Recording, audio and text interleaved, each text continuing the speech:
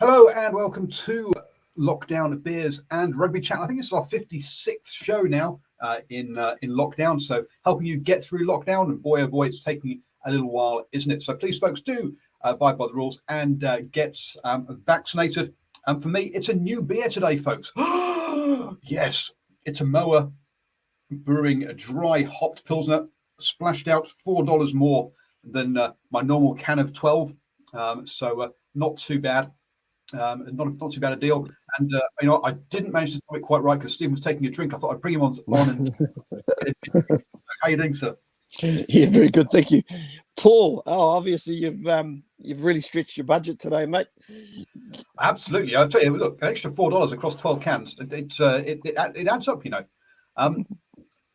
So, folks, you might have noticed that yesterday I had an advert slot on the show with basically of a Schleich stables that is up for sale on Trade Me, and I'm happy to say we have a bid on it. So fantastic! Yay! I've sold it, which is great. Look, bids are open until Monday evening at 7 p.m. So look, this is a new venture that myself and a mate are trying to do, selling toy stables, basically.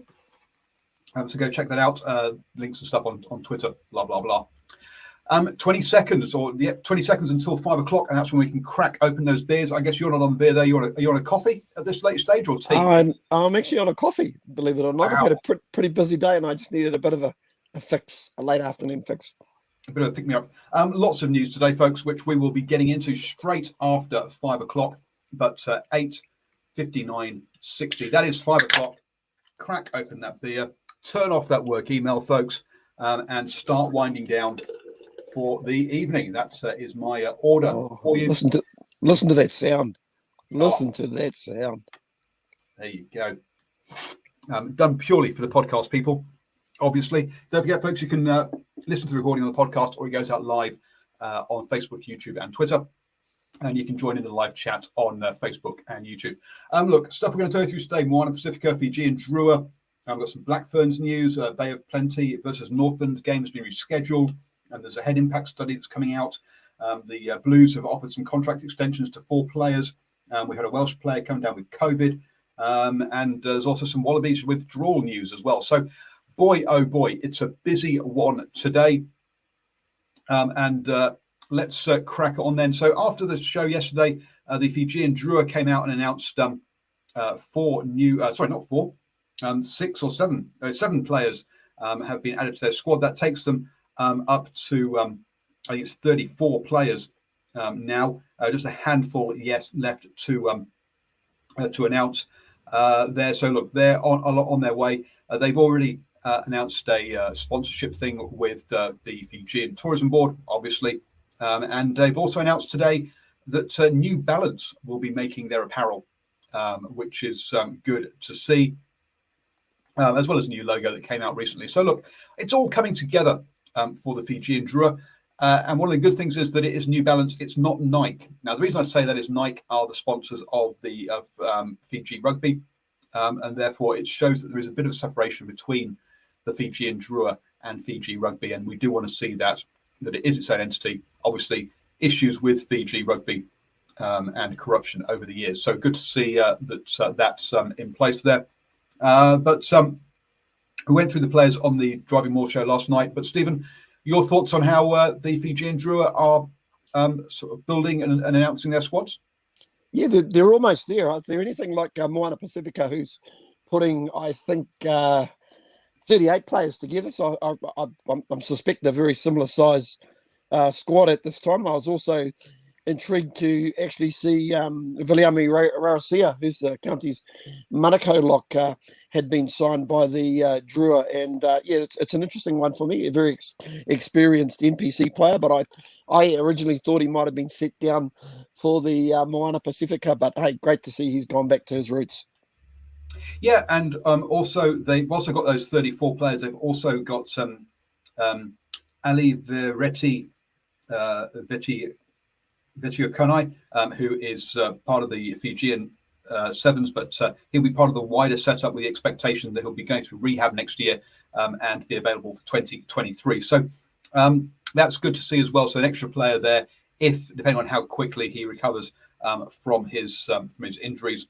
But good to see that players who are out long term now have got somewhere where they can rehab and be looked after as well. So great to see that the Fijian Drua being used in that way, or Fijian Drua, sorry, being used in that way as well. So really pleased to see that kind of announcement there.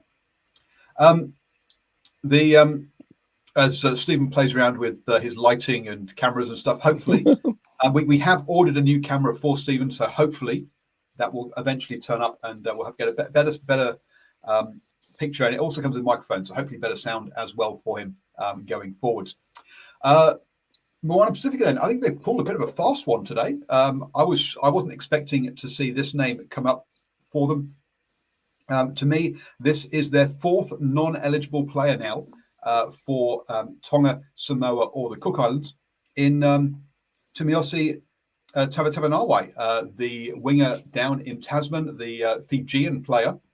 Look, a cracking signing. He's been obviously has been playing very well in the NPC, and I think we all knew he'd turn up somewhere in Super Rugby, didn't we?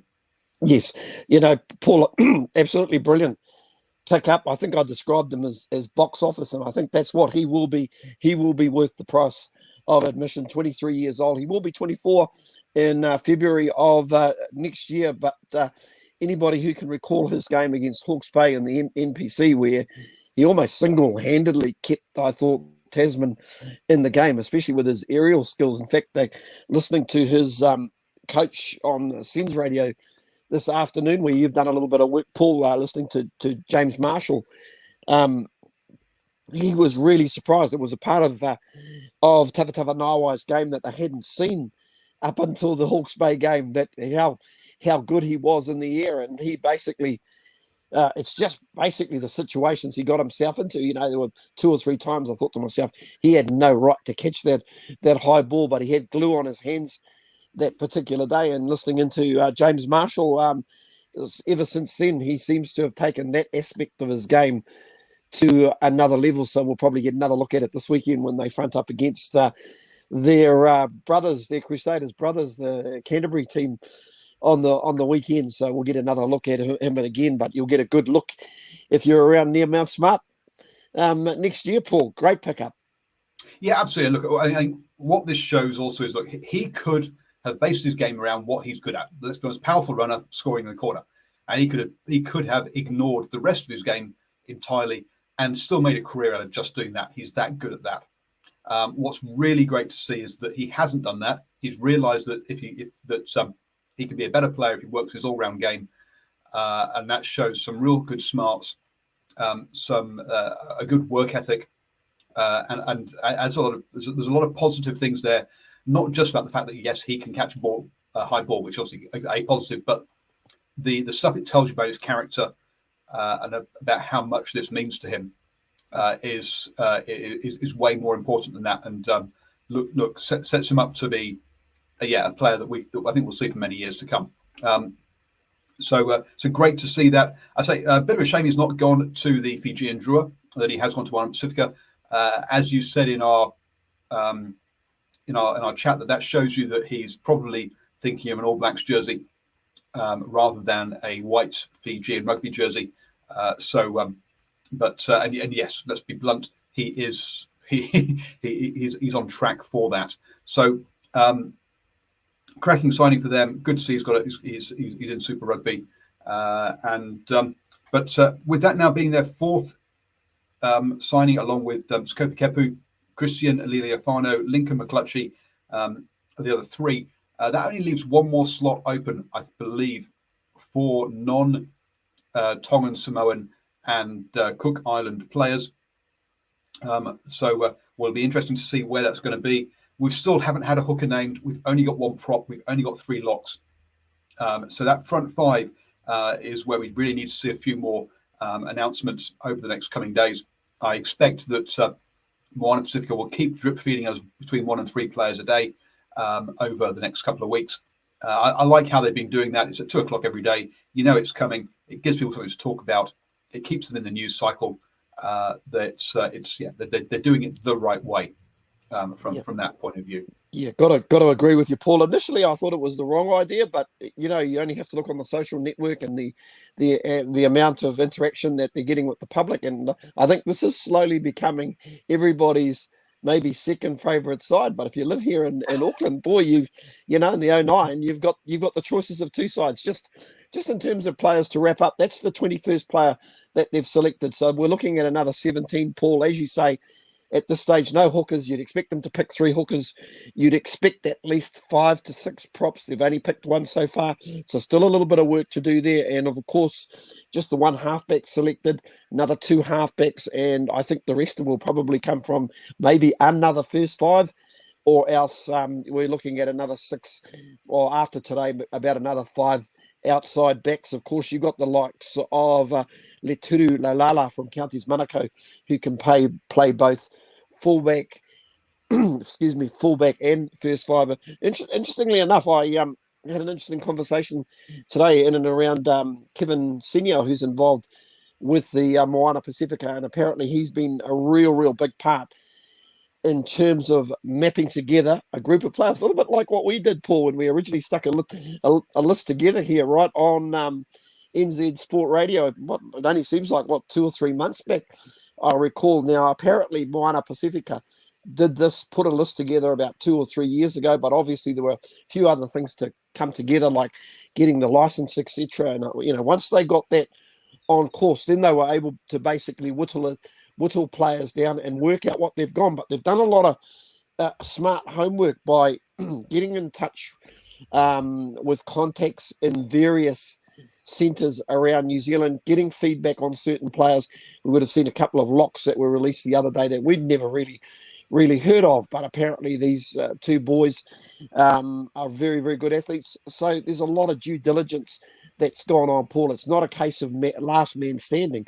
They actually want to get some guys who can not only turn into very good athletes, but very good professional players, more importantly, be competitive at super level. Yep, and look, it's going to take them some time. Let's be honest with you. The Fijian Drua are already in pre-season. We know that these guys are not going to be able to get together probably this year, or if they do, it will be just purely for kind of things like what I'm talking about, outfit fittings and sort of getting that kind of stuff, because they need an off season. They can't play straight through, and so they are going to need an off season after the end of the Bunnings NPC, which will take them up to basically Christmas, New Year, from that point of view. So yeah, so far so good that we're seeing from both these teams, and good to hear that whilst that these numbers, or that has been working on these things for a number of years behind the scenes, even with but one of the things with that is it has been all done by volunteers so far. Let's be honest, they've not had any cash yet to pay people, so it does show you the amount of goodwill that there is for this. Good to see Simon and Joshua both in the live chat. Don't forget, folks, you can join us on Facebook, YouTube, and Twitter. If you're on Twitter, you can only reply on tweets. Unfortunately, they've removed the commenting ability. Joshua Scott says, looks like Quaid has been forced out of the tour. I think Australia will now go the IRB to enforce eligibility rules from now on. Look, we'll see about whether they do that or not. Rugby Australia wants to play nice with the Japanese clubs. We've seen that obviously Hooper head over there on a sabbatical. We've seen Bowden Barrett do it as well. I think that so Rugby Australia and New Zealand Rugby, neither of them want to end up in some sort of battle or fight with the Japanese clubs. They want to work with them, not against them. So yes, we know that Karevi and McMahon have both had to pull out of the tour. Quaid is, from what I understand, not officially out yet. But as Joshua says, all of the rumours on Twitter are that he isn't going. So we'll just have to wait and see about that one. It does mean that they just have James O'Connor and Hodge as the only 2 fly halves, which is, let's be honest, bloody thin for that squad. And we'll just have to see how that pans out. Let's hope neither of those 2 get injured. Otherwise, Dave Rennie could be in for a bit of trouble with this November tour that they've got going on. Moving on then, and you mentioned it briefly, about the NPC. So yes, folks, this weekend coming up, we've got Canterbury versus Tasman on Friday night, which will be a cracker. Tasman obviously going into that one as favourites. On Saturday, Southland versus Northland, Bay of Plenty versus Waikato at that's a 4:35 kickoff. I'll be at that game on Saturday, bringing you post-match interviews, so don't forget to follow us for that one. And then Manawatu, Hawke's Bay. The Sunday game is Otago versus Wellington. And then, folks, we have Bay of Plenty versus Northland on Wednesday, the 3rd of November. This is the postponed game from last weekend due to Sean Wainui's funeral. I can't remember what the culturally appropriate word is for that. So that game, I say, is on Wednesday, the 3rd of November in Rotorua. So I will be at that game as well, folks. Bring your post-match interviews from that game as well. So just 3 more games for me to get to, with Waikato versus Otago on the final weekend. I'll also be at as well. So that's what's happening this weekend. Yeah, look, I mean, that Wednesday game for Bay of Plenty versus Northland, kind of what they had to do, Stephen. Yeah, listen, first of all, congratulations to both unions for coming up with a solution, but also full credit to Southland for allowing that game to be moved to Saturday. That just gives Northland an extra day of obviously travel and also some recoup. I would imagine they will probably fly maybe directly to Tauranga on the Sunday, and that just gives them a couple of days to prepare for that Bay of Plenty game. But of course, I think this Northland team, they'll be wanting to go to Invercargill and do the job. On the upside, Tom Robinson is returning to the Northland, playing 23 for that game against Southland on Saturday. Now, this is by his own choice. He's met all the protocols. Originally, there was talk that he wasn't going to play again in the 2021 season, but he's made a conscious decision to make himself available. He obviously realises that's an important game for the Taniwha. A win will pretty much lock them in for a semi-final in the championship division. A loss, and boy, you've got to turn around and beat Bay of Plenty 3 days later, which will be a very, very tough ask. Yeah, because their final game is a non-competitive game against Hawke's Bay, down in Hawke's Bay, where the Ranfurly Shield is not on the line. I think that's wrong, folks. I think it's a home game for Hawke's Bay, so it should be a Ranfurly Shield game, but it won't be. They've not listened to me, unfortunately. So they've only got 2 games left. Currently, they're on 10 points, and Southland are on 8 points. They're fighting it out for that final place in the playoffs. Taranaki and Manawatu are pretty much. Taranaki will finish top. Manawatu is looking like they'll take that second spot. So it looks like they'll host the semi-finals, which means I won't be able to get to any of those. Currently in the Premiership, obviously Hawke's Bay top there.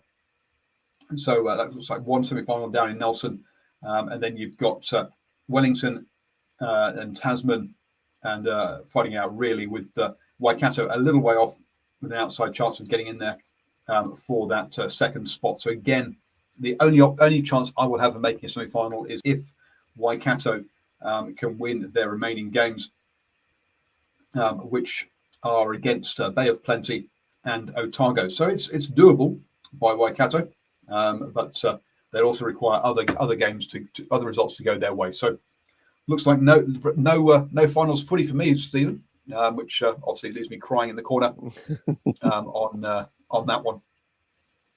I was going to say, unless you want to do a road trip. Well, I'd love to do a road trip, but budgets don't unfortunately reach to that unless somebody would like to sponsor the New Zealand Sports Radio to head to one of these games. Particularly, I would love to get down to that Nelson and see the Hawke's Bay final. That would be fantastic. Or semi-final. So if anyone fancies, carpooling with me, or even just paying for my petrol, I'll just sleep in the car overnight, folks. I don't even need I might be a bit smelly for the post-match interviews, but I'll be. But hey, it needs must, as they say. He doesn't smell too bad. I've travelled with him. He's okay. Well, that's when I've had showers and I had somewhere to stay, right? Yeah. If I'm sleeping in my car, then it's a little bit different. Whack the old sleeping bag, put down the back seats, and crash in the car. That's what we have to do. Anyway, Joshua was asking, key selection for Otago. Who's going to replace Dylan Nell? Ooh, that is a good. I would probably have to go through their squad and have a look. Now, is Dylan Nell injured at the minute? I'm not sure why that is, unless he's one of these players who's had to head overseas. I'm not sure what's going on there. Joshua Scott, Paul Baines, the Hitchhiker, road documentary for New Zealand Sport Radio. Well, yes. If New Zealand Sport Radio had any more than $180 a month income, then perhaps we could pay for me to go down, but unfortunately they were not there yet.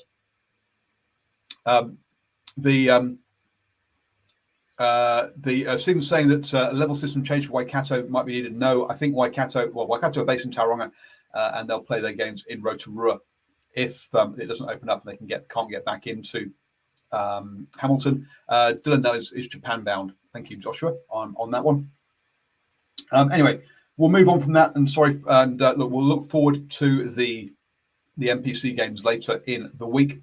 Paul, if I can just interject, anybody who is looking for some stats, there is a website which is the NPC Bunnings NPC Provincial Rugby website. Now, if you lock onto that and go on to media information, the media information has all 14 sides, beg your pardon, 12 sides. I think there's only 2 sides that actually don't show up on that particular media guide, counties Manukau and Southland, and you can go through all the squads, and that just gives you an insight of each roster in each squad.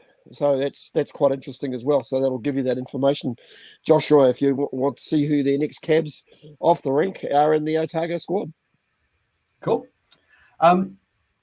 The Jamie Wall has done a good article on RNZ, on the RNZ website, looking at the Black Ferns, and says, what does success look like for the women's rugby?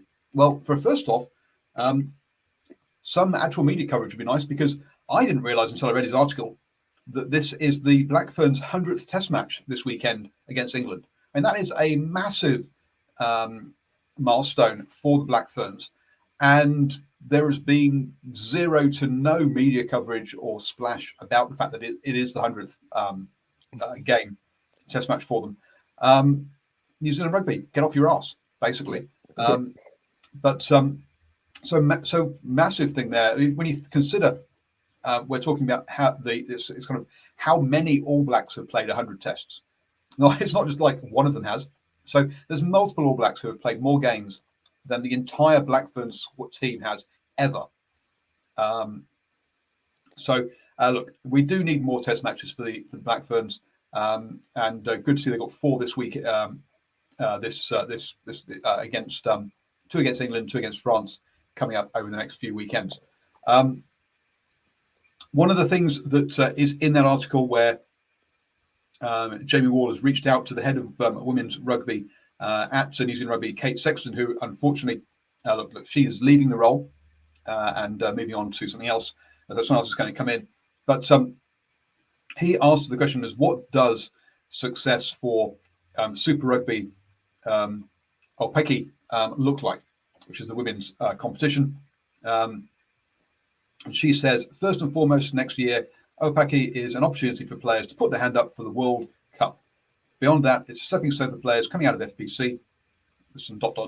As the game progresses, the gap will widen between those playing international and the amateur game. Having 112 playing for Aupiki makes it easier to have that base to select from. So immediately, we haven't even had the competition start yet, and we're basically getting told this competition is not a competition about itself. This is about preparing players for the Black Ferns. And you're kind of like, seriously? Do you not see any issues with the way that the men's game is set up? The answer is clearly no, because they are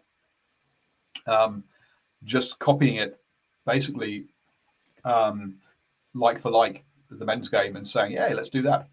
And really the having everything based around the Black Ferns.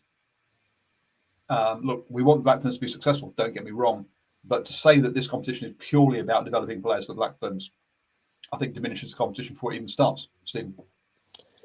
Yeah, very much. I guess all we can say, at least they've been upfront about it. It obviously brings all the best players together. If we look around the Farah Cup, we know that there's probably, obviously Auckland weren't playing this year, Counties Manukau, and if you count the two that played in the final, there's probably about half a dozen really good teams on a given day that are competitive against each other, where some of the other sides, I think that they're probably behind the eight ball in terms of conditioning. I mean that very respectfully, Paul, and just probably not having the quality. Now that might come back to the state of your club competition, etc. But yeah, no question.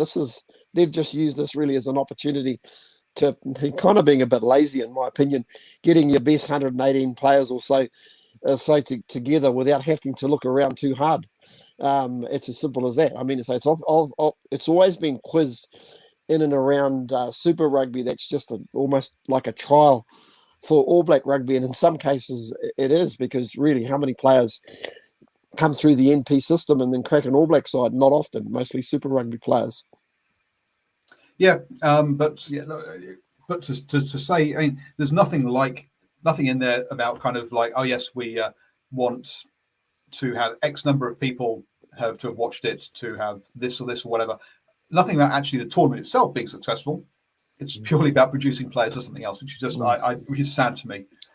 Anyway, so look, it is what it is. It's a real good article by Jamie Wall. So head over to rnz.co.nz and have a read of that one, where he talks about it. But I've obviously talked to quite a few of the Farah Palmer Cup head coaches, and look, yes, more players are playing the game in the women's game, but the 10 times that, as Jamie Wall says, play netball, and if you use the criteria that New Zealand Rugby uses for a female playing rugby, which basically means that they've actually touched the rugby ball once all year, then that doubles again for netball. So look, the numbers are a problem. My club, why he tried to put the women's team together this season and couldn't do it.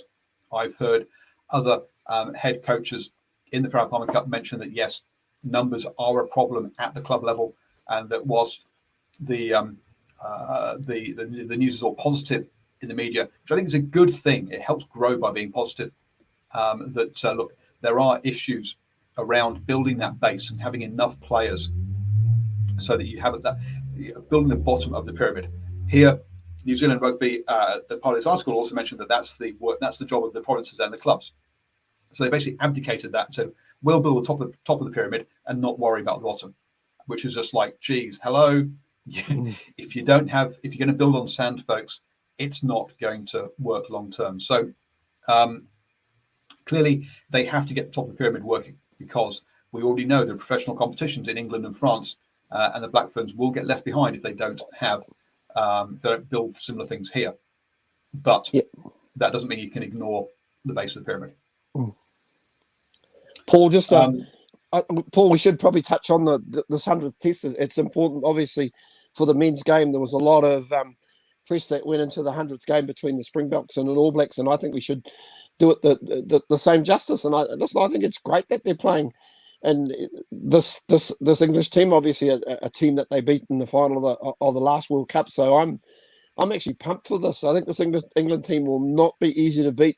They are always very, very drilled in the forwards, and from what I understand, they've got a lot of pace in the back division, and that's something that this Black Ferns team, whilst you asked before what success looks like. Of course, we always ask to get a win, but there's a lot of younger players that they're taking on this too, like for somebody like Renee Holmes, for example, if she gets a start in a test, you just want some of these younger players to stand up and show that they're actually ready for test match rugby. I'm actually quite excited about it. I don't know what I'm more excited about, Paul, the All Blacks Wales game or the England Black Ferns game on the weekend.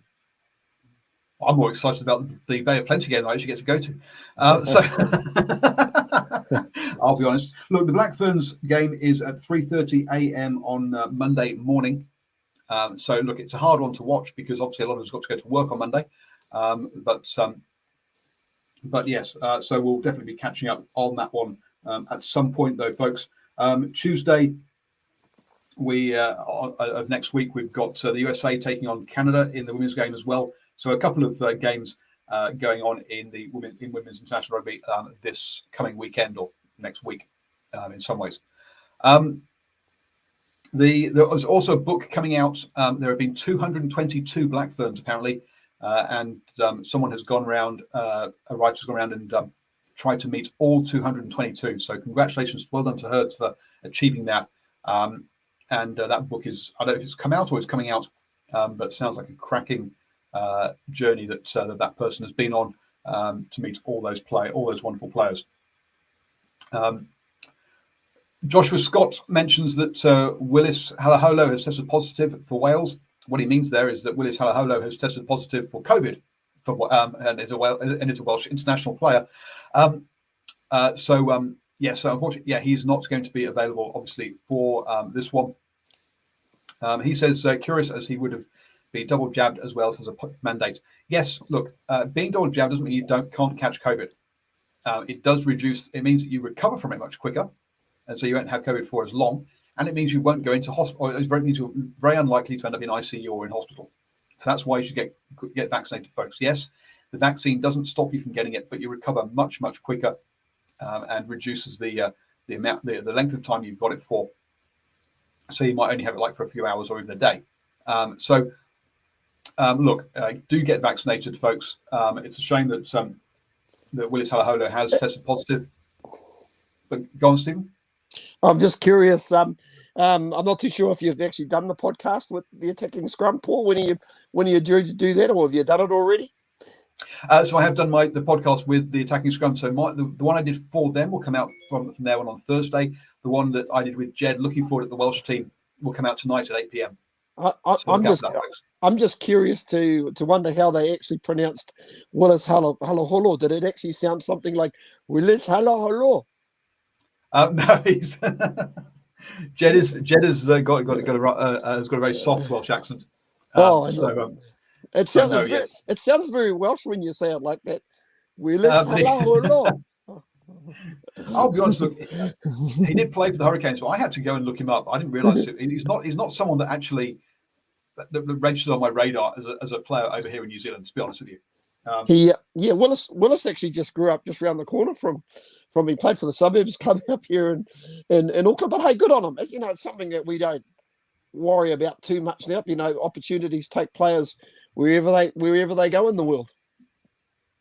Yeah, no, absolutely. And look, it's I did joke with Jed that look, when the All Blacks played Munster, the New Zealand players within the Munster side did a hacker back at the All Blacks. So should Gareth Anscombe, Willis Halaholo, and Johnny McNichol do a hacker back to the All Blacks in their Welsh jerseys, I think that would be cracking. No, that would break the internet if they did that. So shame about that. We hope Willis Halaholo gets well as quickly as possible and is back into rugby. Go on. The challenge has been laid down by Paul Baines at New Zealand Sport Radio. There you go.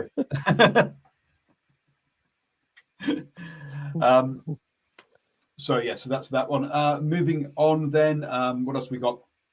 There's a head impact study has finished or has collected the data down in Otago, which is great to see. What they've had is mouth guards with chips in them, and they have had cross-referenced 40,000 head impacts with 400 hours worth of video footage, as 623 athletes have from both male and female, from under 13 grades all the way through to NPC and Otago University, have gone through this study. So it's great to see. Look, a lot of studies around the physical well-being of people are done on pro athletes now, clearly, and then extrapolated to the rest of the population.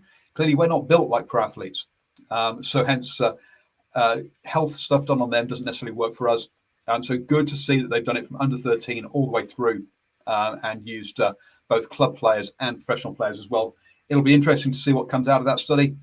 but good to see there's more research going into head impacts. But we do know that a head impact is not good for you, put bluntly.